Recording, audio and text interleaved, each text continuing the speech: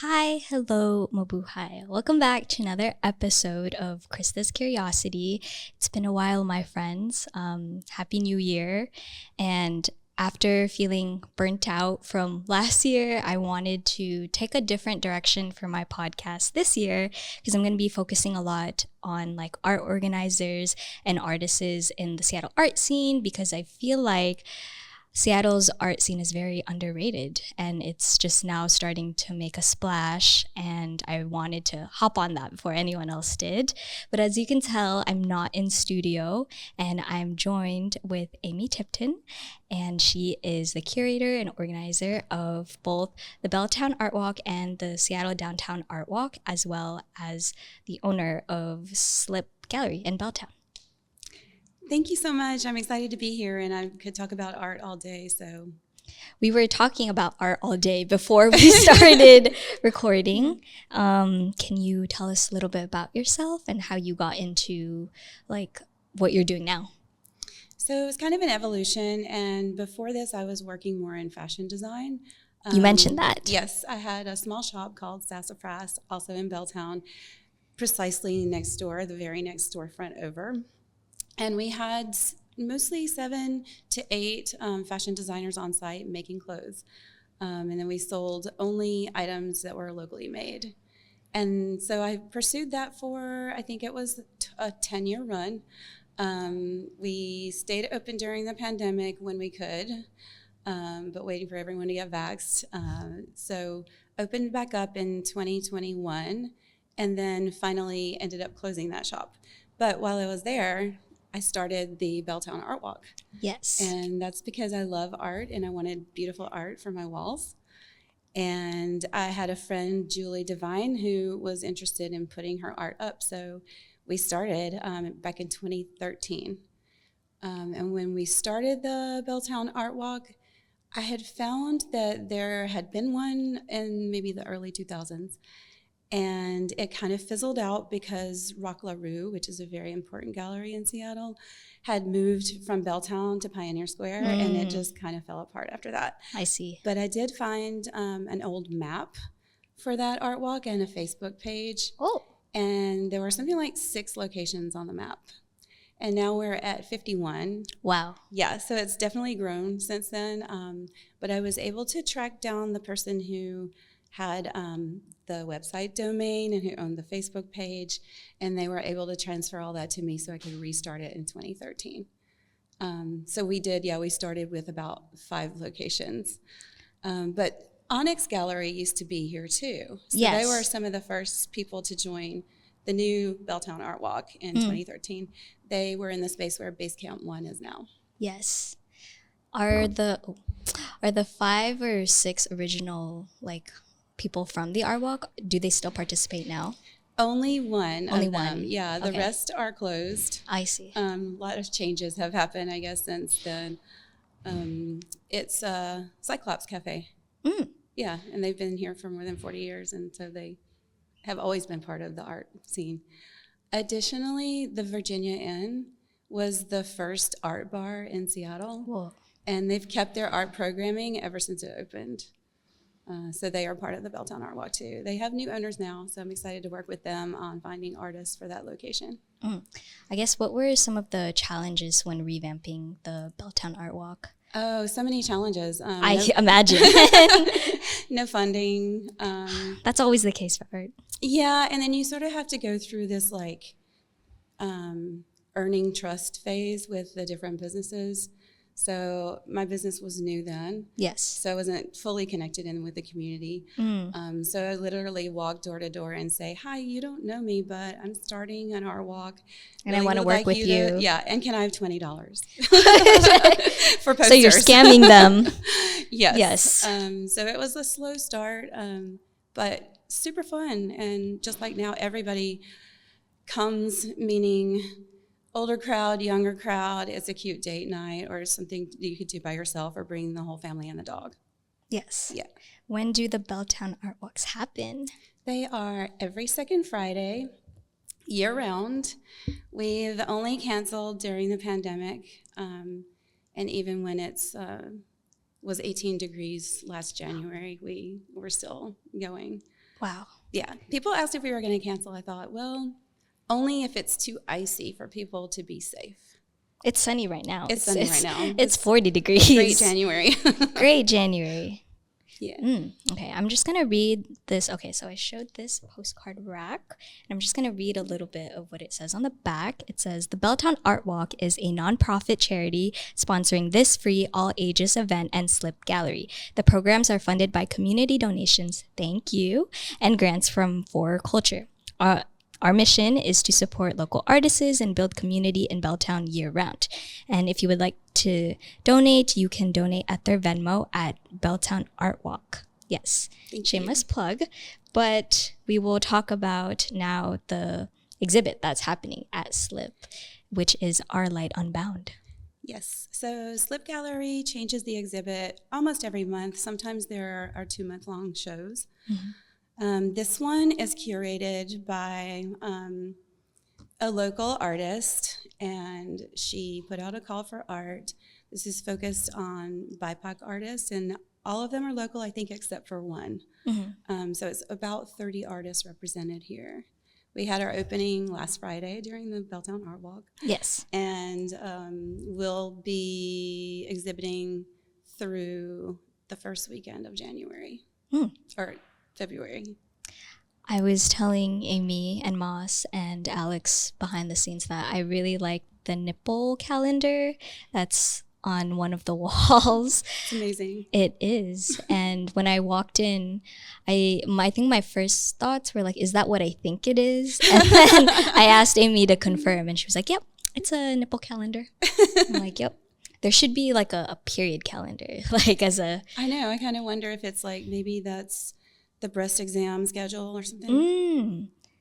Yes. Yeah. Are there any other, like, I know behind us right now are these beautiful like acrylic and like watercolor painted. We were actually talking about these ones because some people you said were saying that they thought it was a digital photograph, right? Yeah, they thought it was a modified photograph. So from 10 feet away, that's kind of what it looks like. But then you get close and it's all these layers of oil paint. Yes. Yeah. Yeah. So I like the abstract imagery with the cars and the signs. It's like an interstate.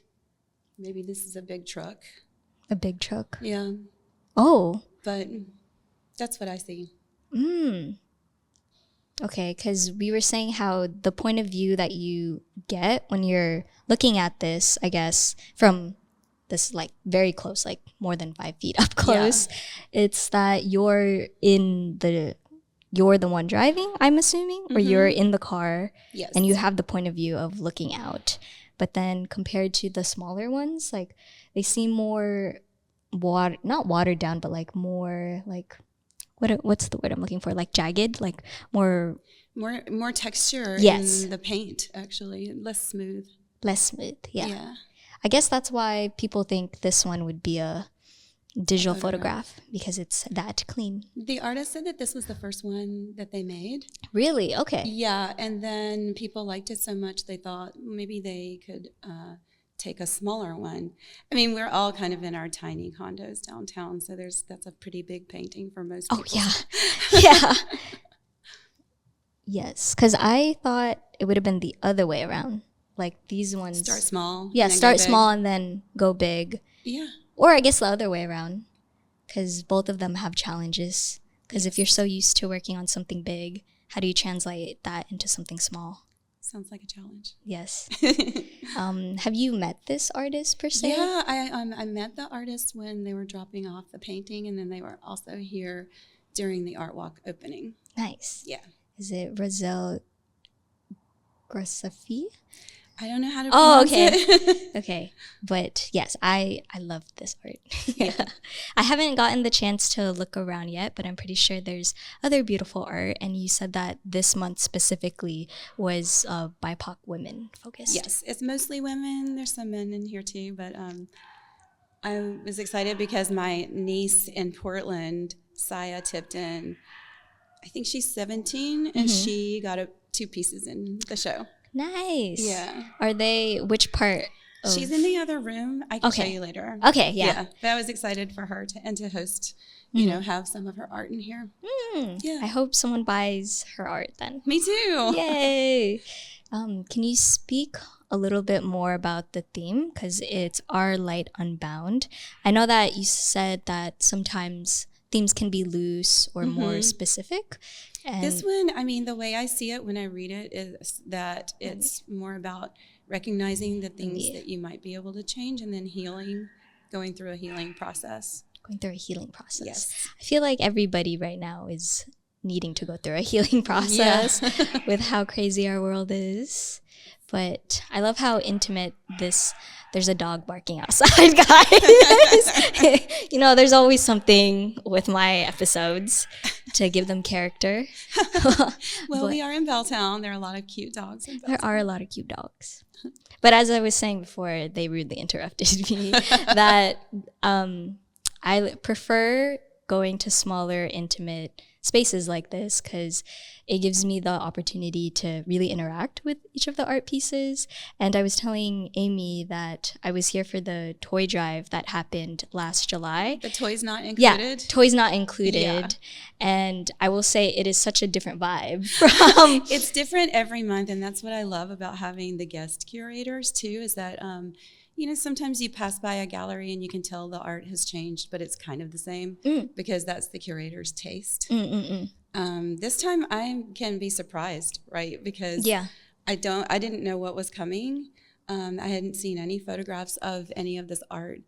And so when we unwrapped everything, it was like Christmas. It's like Christmas every month. Exactly. Christmas every month. Yeah, so exciting. Because the one I went to in July with my friend Irene, after we went canoeing and everything, we needed a more chill, out of the heat type of activity. Oh, nice. And when we came in here, it was so colorful, so fun. It's kind of walking through a maze. Imagine you're walking through IKEA, but it's just art, and you're just being wow, wow, wow, every corner. Because this one feels more, like you said, healing, and it's more holier, and something about it is peaceful and zen. I would say the one in July was more overstimulating, but totally. Colorful, but really fun because in every perspective that you were in the gallery, you could see something different. And I like that because it feels not like a Where's Waldo, but something like that. There was so much to find in here. Yes, yeah. Yeah. Especially in this space that we were in, they had the more bigger canvases and art, and they weren't just paintings. It was literally something 3D. Yes. Lots of 3Ds. And there's do you know the artist Starhead Boy? Do you know his work?